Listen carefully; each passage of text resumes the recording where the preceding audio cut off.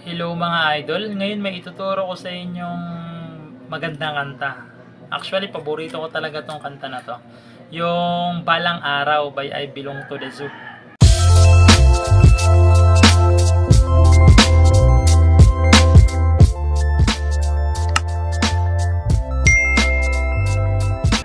No, napakadali lang ng chords niya, wala siyang bar chords. Ito for beginner lang talaga to. Talagang matutugtog mo to ng madali, no? So sasabihin ko muna yung chords niya.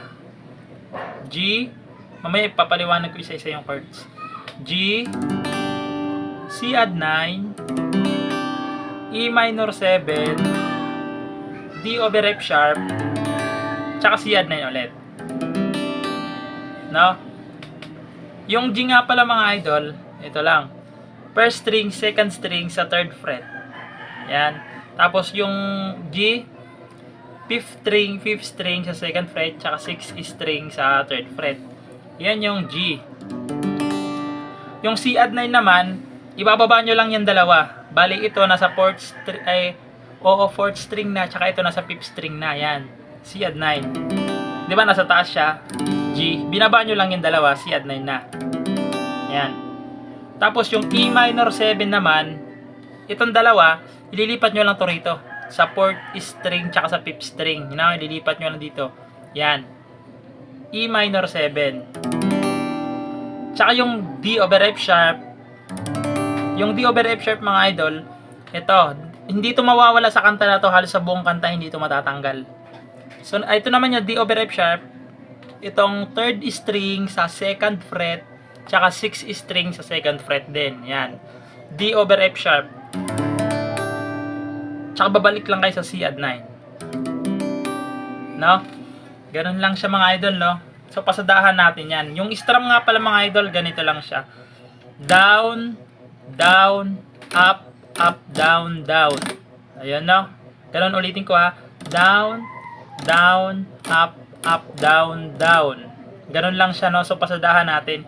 Hindi ko masyadong kabisado yung lyrics niya mga idol, no? Pasensya na. Tsaka yung chords nga pala ilalagay ko dyan. Yung strum na sinasabi ko mga idol, magbabago yan pagpapasok na yung E minor 7. Tsaka D over F sharp. Magbabago yan pero napakadali niya lang din. Ganito siya. Pasadahan natin, no? Parang tangang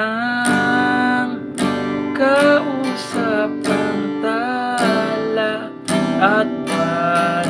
E minor 7 naghi. Dalawang strum dyan ha, sa E minor 7 mga idol, dalawang strum lang. Down, down, tapos lipat D over F sharp. Pag lipat nyo ng D over F sharp, yung sobra na strum dyan na. Yung up, up, down, down. Okay? Ulitin ko ha. Dito sa E minor 7, dito, down, down. Tapos nilipat kayo ng D over F sharp, nilipat lang kayo, yung tinuro ko, D over F sharp, dyan na yung sobra, yung up, up, down, down. Okay? Pasadahan natin ang buo, ganito siya. Parang tangang kausap ang tala at buwan, maghihintay ng meron sa... Tapos balik sa C add 9, gitna ng kawalan. Ulitin nyo lang. Natutulog kahit pagod at sugatan. Pag down, down, up, up, down, down, iwalan lang naman. Okay? Pagdating dun sa walang nag-iba, G na lang. G. Halos pares lang naman yung chords niya. G, C add 9, E minor 7, tapos C add 9 na lang. Wala na yung D over F sharp, wala na yon. Wala na yon, yun na lang. E minor 7 tsaka C add 9. So pasadahan din natin yan siya, ganito siya. Walang nag-iba, talo na naman tayo. Ulitin nyo lang ulit. Ganun talaga. Nadala na lang sa puro pangako. Yung mga idol, no? Halos hindi na to natatanggal. Ito lang yung gumagalaw. Halos wala na, halos andyan lang siya sa buong kanta niya. Tapos pagdating doon sa ano niya, yung baka pwede lang kahit isang saglit. Yung sa chords naman ng mga idol, dito lang. E minor 7, E minor 7, C add 9, tsaka D. D sus, hindi nyo na ito tatanggalin kahit wag nyo nang tanggalin. Actually, D talaga yun pero wag nyo nang tanggalin para hindi na kayo mahirapan. Naka-D kayo, pero andi dito lang yan, no? D, para hindi kayo mahirapan. So, ganito siya, sampulan natin siya. Baka pwede lang kahit... Ay, yung strum pala mga idol, ganun din yung down, down muna, dalawang down, sa E minor 7 ha. Down, down, tsaka lipat sa C add 9, up, up, down, down. Tapos dito sa D, pull, buo na yung strum niya. Sana naiintindihan nyo, no? Ulitin ko ha. Down, down, tapos C add 9, up, up, down, down, tsaka D. D sus, yan.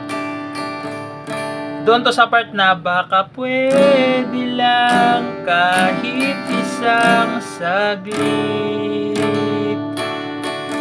Dalawang beses nyong gagawin yun. Na na na na na na na na na na na. Parang tanga. Tapos yung doon na papasok na yung chorus, ganun pa rin. Yung kanina tinuro ko, yung parang tanga kausap ang tala at buwan. Tapos yung strum na kanina, yung dalawang down muna dyan, maghihintay, tapos D over F sharp nang meron sa gitna ng C add 9 yan ha.